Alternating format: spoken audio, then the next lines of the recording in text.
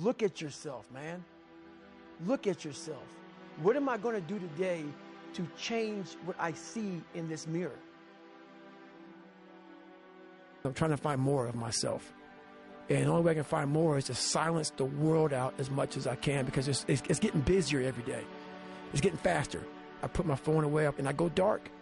I go dark a lot, and it's because I have to find out. I'm on a journey of life, and we all have a different journey. I like to take this 4-lane highway, the easy highway. We all love that 4-lane highway. We always step over the shovel. That shovel, I made my own path. But going through this path of life, this journey over here that you make yourself, that's incredibly difficult, and we're afraid. It's easier to accept the fact that I'm just not good enough. You have to go into those dark chambers that we often shut off, and you got to open them up. Fail, and you're going to be in your head. You're going to be saying, I'm not good enough. And it's how you get through that. It's how you get through that on a daily basis, when that thing is saying, man, I'm 43, I've done so much. You start to become civilized. The refrigerator gets full. You start making money, and you start, I'm not getting cold anymore. I'm retired. At 40, people shouldn't be playing basketball or football. Or at 43, I'm still putting 100-mile weeks, still doing thousands of pull-ups, thousands of push-ups, because I'm not allowing myself to become civilized. The worst thing that can happen to a man is become civilized. You want to be uncommon amongst uncommon people, period.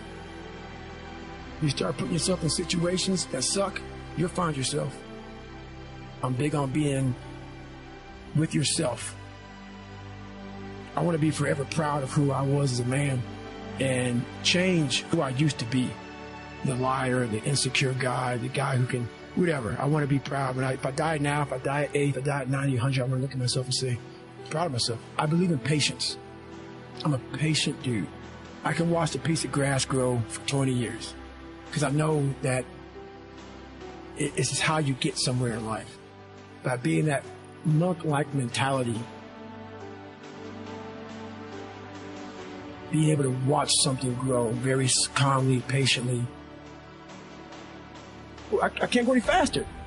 We do that to our brain. We put a governor on our brain. The second we feel pain, discomfort, suffering, all those words that we hate to say because we're in this happy, peaceful world we live in now, we stop.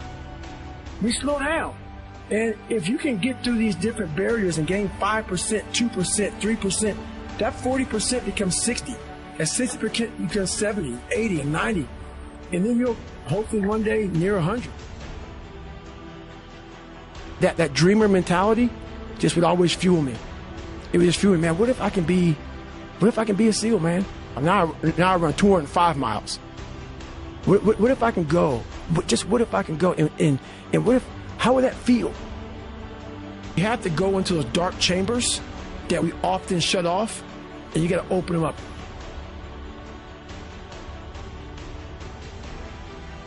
Be the hero of your own movie. If your life was a movie and it started now, forget about whatever financial disasters you've had, personal failures, relationship failures. What would the hero of your life's movie do right now? Do that. Do those things. We define ourselves far too often by our past failures. We look at our past and we say, well, that's me. That's not you. You are this person right now. You're the person who's learned from those failures. And you can choose to be the hero of your own movie right now. Write down your goals. Write down things you want to improve. Write down things you won't tolerate from yourself. Write down things you've done in the past you never want to see yourself do again. And go forth from here as the hero of your own movie. Build momentum. Build confidence and momentum with each good decision that you make from here on out. You can do it. Anyone can do it. I found peace on the opposite end of finding myself. And no one really finds himself without going through trials, tribulations, suffering, accountability.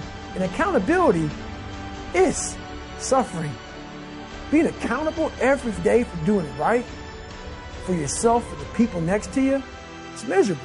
It's hard. So, even the smallest details.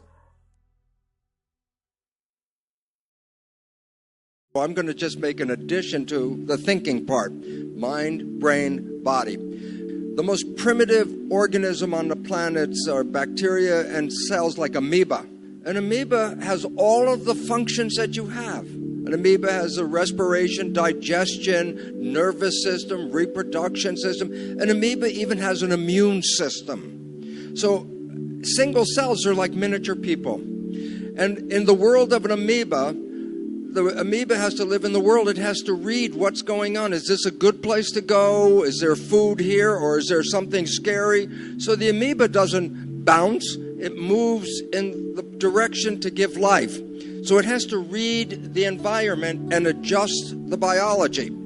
Cells created us. We were made by the intelligence of cells. Every one of us is made out of about 50 trillion cells.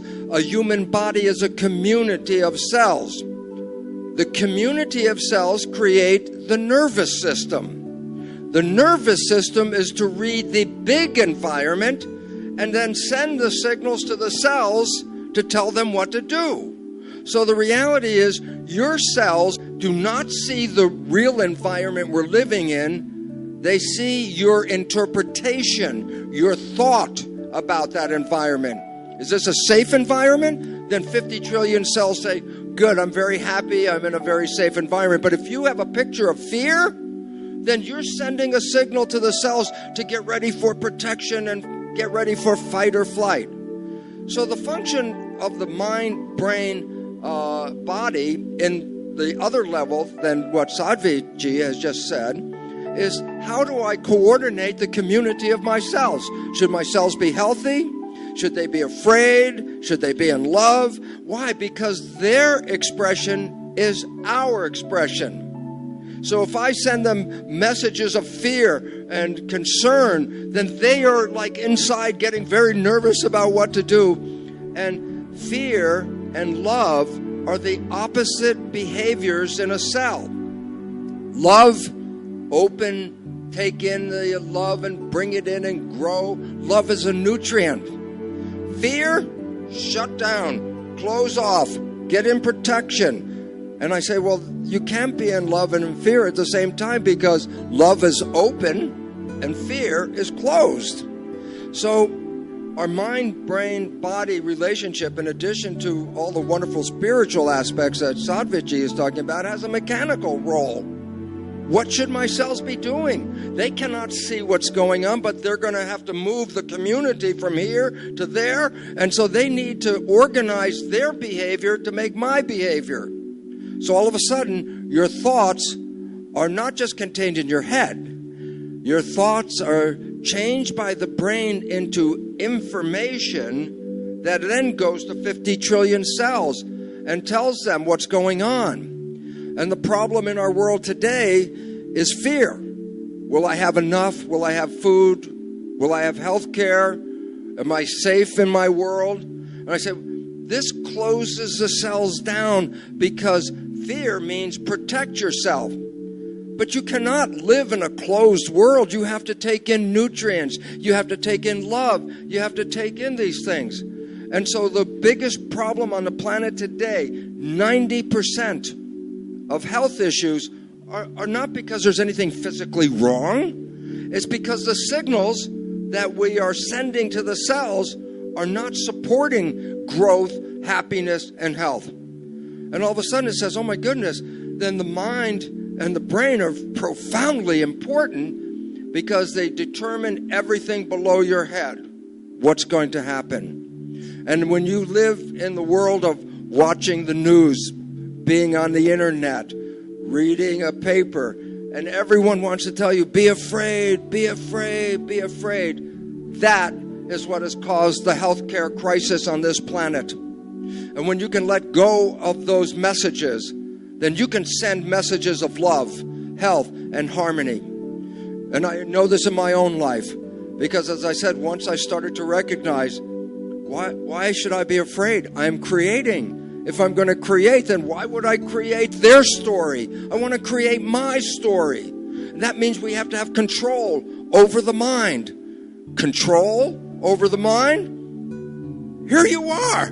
Yoga is control over your mind. Don't let your mind run away with other people's stories.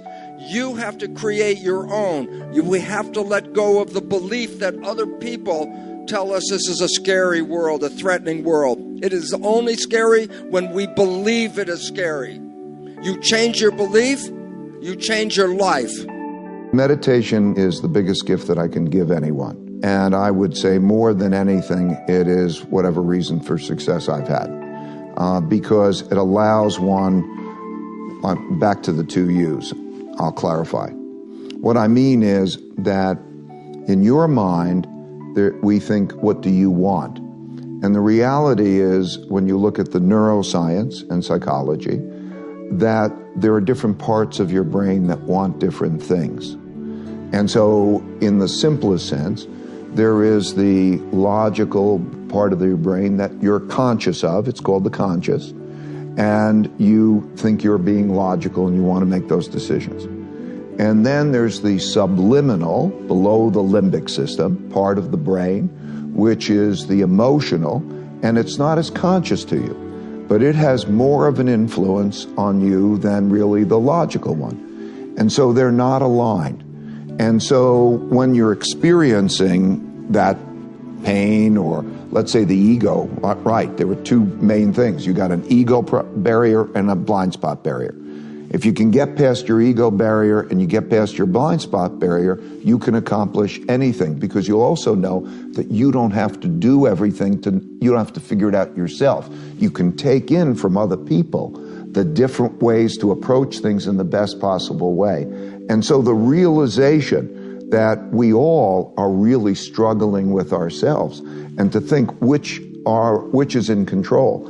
Meditation helps to deal with the alignment of those 2 things.